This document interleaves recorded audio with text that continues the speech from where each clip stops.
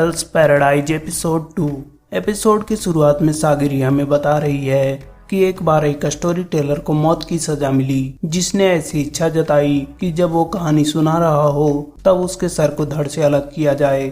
तो इस रिक्वेस्ट को उसके पापा यामाडा साइमोन कीची ने एक्सेप्ट किया, जिन्होंने उसके सर को इतने अच्छे से काटा कि उसका सर धड़ से अलग होने के बावजूद भी उसने अपनी कहानी पूरी की और उसे पता भी नहीं चला कि उसका सर धड़ से अलग हो गया, क्योंकि वो एक ऐसा प्रहार था जिसमें ना कोई दर्द था और ना ही इमोशन, जिसे देखकर सागिरी ने ठान लिया कि वो अपने पापा के स्ट्रोक को मास्टर करेगी। जिसके बाद सागिरी एक गुनहगार के सर को धड़ से अलग कर रही है, जिसे वो एक बार में ही अलग कर देती है, जिससे वहाँ खड़े दो सिपाही भी उसकी तारीफ करते हैं। लेकिन सागिरी उस कटे हुए बॉडी को अपनी तरफ बढ़ते हुए महसूस करती है और डर जाती है। तभी एक तलवारबाज उसे बताता है कि उसकी तलवारबाजी में आशंका और डर है, जो उसके गुनहगारों के मौत को और भी दर्दनाक बना देता है। जिस पर सागिरी कहती है कि वो उस पर काम करेगी, और जब अगली बार वो एक गुनहगार का सर काटती है तो वही तलवारबाज सागिरी को अपना तलवार देखने को कहता है, जिसमें सागिरी उस गुनहगार का चेहरा देखती है और फिर से उन कटे हुए बॉडीज को अपनी तरफ बढ़ता देखकर सोचने लगती है कि उसका तलवार डर से भरा होता है, जिससे गुनहगारों को बहुत कष्ट होता है,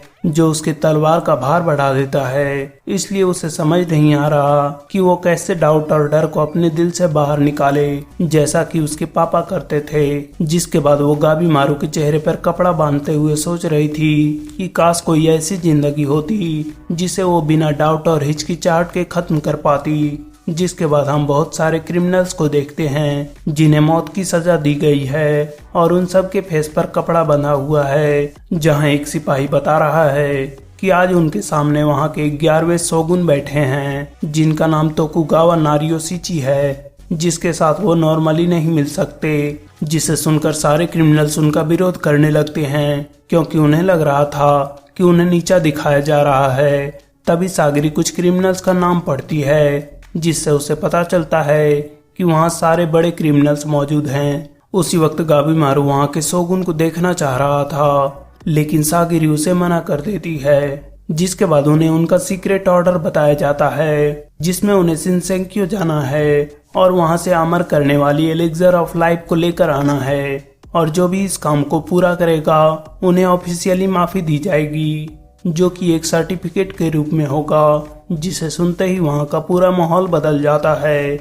वहीं एक क्रिमिनल इस बात को सुनकर खुश हो रहा था, क्योंकि इसकी मदद से वो अपनी किलिंग के काम को जारी रख पाएगा, जिसका नाम अदाची मोतोगोरो है, जो औरतों और बच्चों को अपने शौक के लिए मारता है। जिसके बारे में सागिरी सोच रही है कि क्या वो एक ऐसे आदमी को बिना डाउट और हेजिटेशन के मार सकती है, जिसका मरना ही बेहतर होगा। तभी एक लड़की अपने मुंह से कपड़ा हटाते हुए गाबीमारू से कह रही थी कि वो उनके लाइन में बहुत फेमस है, लेकिन फिर वो उससे निराश हो जाती है, क्योंकि वो उसके एक्सपेक्टेशन से मैच नहीं कर रहा था और अरेस्ट भी हो गया था। जिस पर गाबीमारू उससे निराश करने के लिए माफी मांगता है, और वो अब सागिरी को अलग आदमी की तरह नजर आ रहा था, जिससे वो सोचने पर मजबूर हो जाती है कि क्या वो दूसरे क्रिमिनल्स की तरह है या फिर वो उसके अफवाहों से भी बुरा है। तो वो उसकी सच्चाई जानने के लिए अपना तलवार निकालती है, जिसमें वो गाबीमारू की बहुत भयानक परछाई को देखकर डर जाती है। और फिर उन्हें उस आइलैंड के बारे में बताया जा रहा है, जिस पर सारे क्रिमिनल्स गुस्सा करने लगते हैं। तो वो उन्हें उनका फेस मास्क उतारने को कहते हैं और उनके सामने एक बॉडी को लाते हैं, जिसके शरीर पर फूल उग चुके हैं।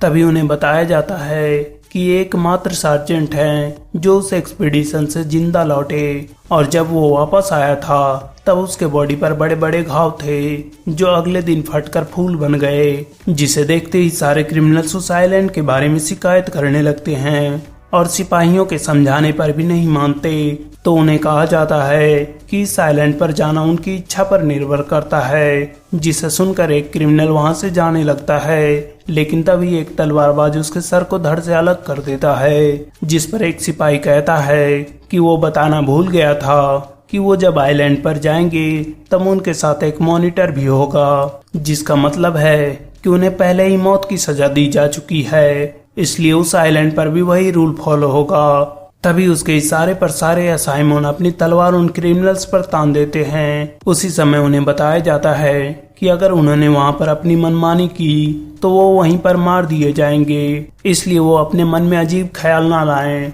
क्योंकि वो यामाडा क्लैन से हैं, जिनके खिलाफ जाते ही वो मारे जाएंगे। और किसी भी कारण से अगर उनका मॉनिटर मर जाता है तो वो भी मार दिए जाएंगे। और उसमें भी अगर उनका मॉनिटर उनके साथ नहीं हुआ तो उन्हें लौटने वाले शिप पर चढ़ने नहीं दिया जाएगा। तभी उस बात को गाबीमारू सागिरी से कंफर्म करता है, जिससे सागिरी को समझ नहीं आता कि वो मूर्ख है या बहादुर।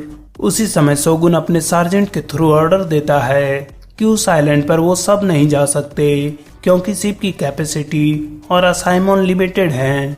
इसलिए उन्हें अपने नंबर्स को कम करना होगा, जिससे उन्हें कुछ समझ नहीं आता। लेकिन तभी एक क्रिमिनल दूसरे क्रिमिनल का गला दबाते हुए कहता है कि वो इतना भी नहीं समझते कि वो उन्हें एक दूसरे को मारने को कह रहा है, क्योंकि वो जब दूसरे क्रिमिनल को मार भी देता है तब भी वो कुछ नहीं कहते। तभी वो क्रिमिनल एक और क्रिमिनल को पत्थर से मार देता है। उसी वक्त उन्हें ये भी कहा जाता है कि उन्हें एक दूसरे को बिना हाथ खोले ही मारना है, जिसके बाद सारे क्रिमिनल्स एक दूसरे को बेरहमी से मारने लगते हैं। और इस खून खराबे को देखकर वो शोगुन खुश हो रहा था।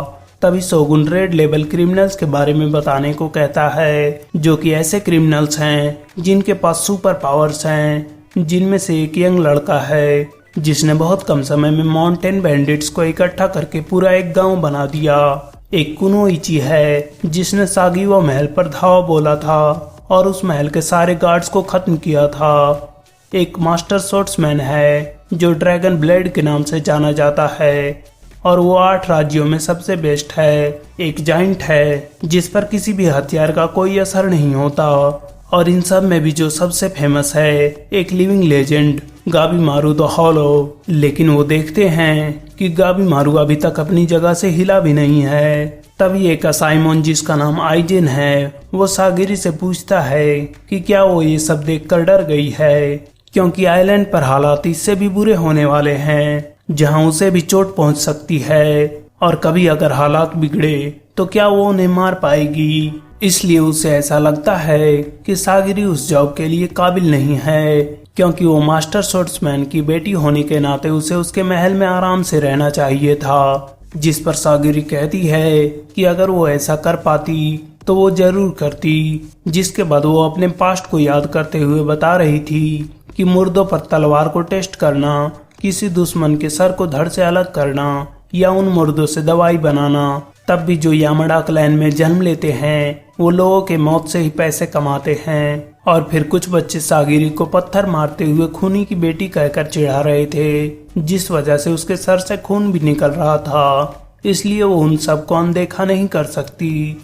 जिसके बाद वो अपने पिता के तलवार को चेक करती है, जिसमें उसे बहुत से लोगों की मौत की परछाई दिखती है, क्योंकि सच्चाई उनके ब्लेड में रिफ्लेक्ट होती है। उसी वक्त 3 क्रिमिनल सागिरी को मारकर उसका ब्लेड छीनने के लिए जा रहे थे, जिन्हें आइजेन मारने को तैयार होता है। लेकिन सागिरी उसे रोक लेती है और खुद उन्हें मारने को जाती है। लेकिन वो फिर से खुद को मौत की परछाइयों द्वारा जकड़ा हुआ महसूस करती है, जिसे इग्नोर करते हुए वो उन तीनों का सर काट देती है, जिस वजह से वो फिर से खुद को परछाइयों को उसकी तरफ बढ़ते हुए महसूस करती है, जिससे वो उलझी हुई थी। तभी गाबीमारू कह रहा था कि लोगों को मारना कभी भी सही नहीं है, और शोगुन से पूछ रहा था कि क्या वो किसी दूसरे मेथड से चूज नहीं कर सकते, क्योंकि वो भले ही खूनी हैं लेकिन वो हमेशा अपनी मर्जी से लोगों को नहीं मारते थे। जिस पर एक सिपाही कह रहा था कि वो उनके शोगुन से ऐसे बात नहीं कर सकता। तो गाबीमारू का कहना था कि लोगों को नहीं मारना जब आप नहीं चाहते, क्या ये स्वाभाविक नहीं है। लेकिन सार्जेंट एक क्रिमिनल से कहता है कि अगर वो गाबीमारू को मार देगा तो वो उसे एक्सपेडिशन पर ले जाएगा, जिसके लिए वो क्रिमिनल तैयार हो जाता है, जिसे गाबीमारू रोकने की कोशिश करता है। लेकिन वो नहीं मानता और गाबीमारू को पत्थर फेंक कर मारता है, जिसे वो डॉज कर देता है।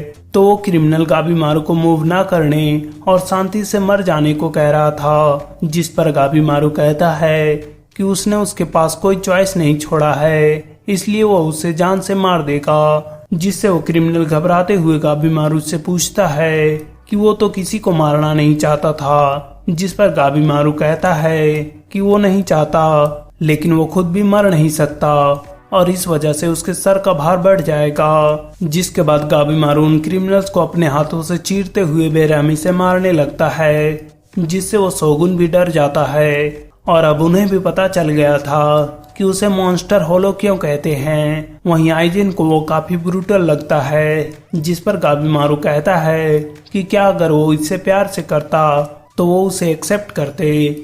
उसी वक्त सागिरी भी समझ जाती है कि उसे अपने डर को दूर करने के लिए ताकत की नहीं बल्कि उन जिंदगियों के डर के बोझ को सहना सीखना होगा जिसे उसने खत्म किया। और ये सब सोचते हुए उसके आंखों से आंसू आ जाते हैं। तो आइजिन उससे पूछता है कि क्या वो ठीक तो है ना, या फिर गाबीमारू उसके लिए बहुत बड़ी जिम्मेदारी है। जिस पर सागिरी खुद को संभालते हुए कहती है कि वो उसे मार देगी। जिसके बाद उन क्रिमिनल्स को रुकने को कहा जाता है और उन सब का नाम अनाउंस किया जाता है जो उस सफर पर जा रहे हैं, जिसमें अजाय चौबे, टामिया गांटेटसाई, ट्विस्टेड केउन, नुरुगाई, होरुबो, गाबीमारू द होलो, आकागिनु, कुनोइची जिरिहा, मोरोमाकिया और रेजिरोटा ये 10 वहां जाएंगे, जिनके साथ यामडा क्लैन के एक असाइमन एग्जीक्यूशनर होंगे। जिसके बाद एक शिप पर बैठकर उन्हें एक अनचार्टेड आइलैंड पर जाना है जो साउदर्न सी में है, और वहां जाकर अमर होने की दवा एलिक्जर ऑफ लाइफ को खोज कर लाना है। और जो ऐसा करेगा उसे उसकी आजादी मिल जाएगी, जिसके लिए उन्हें डरने की कोई जरूरत नहीं है, क्योंकि वो दुनिया के स्वर्ग शिनसेंक्यो में जा रहे हैं जहां कोई खतरा नहीं है। और यहीं पर एपिसोड खत्म होता है। तो मिलते हैं नेक्स्ट एपिसोड में। तब तक के लिए like, share, comment and subscribe to my channel. Thank you.